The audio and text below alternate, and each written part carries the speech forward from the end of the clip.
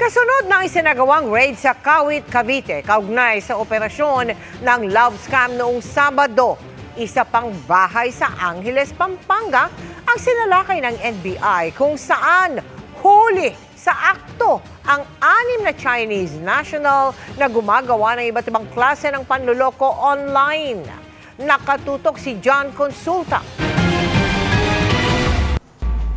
Pinasok ng NBI Cybercrime Division ang villa na ito sa isang exclusive subdivision sa Angeles, Pampanga. Bit-bit ang search warrant. Pagdating sa second floor ng bahay, inabutang nag-ooperate ng kanilang mga computer ang 6 na Chinese national, 3 lalaki at 3 babae. Tumambad sa raiding team ang scripts na ginagamit sa kanila umanong panloloko.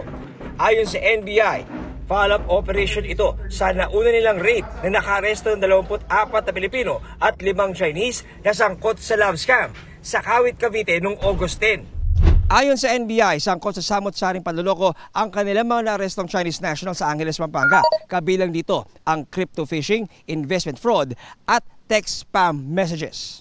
A massive fraudulent activity globally yung kanilang engagement. Ang victims dito, both locals and internationals. Cloud-based yung kanilang storage. So in other words, since cloud yan, pwede yan ma-access anywhere as long as alam mo kung ano yung credentials.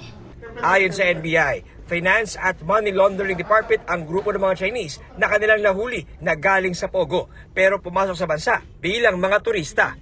Nakabili na rin daw ang mga ito ng mga property at sasakyan pero pinapangalan sa mga Pilipinong kasabwat para hindi makaagaw ng pansin. Mag-iisang buwan pa lang sila. And I think yung operation nito is after nung pronouncement ng ating presidente, nung binad na lahat nung Pogo operations. Nang kunin ang panig ng isa sa na-arestong Chinese at tanungin kung nasaan ang kanilang mga passport. Hindi daw niya ho alam.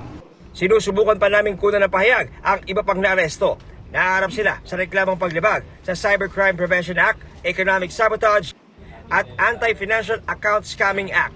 Para sa GMA Integrated News, John Consulta, nakatutok 24 oras.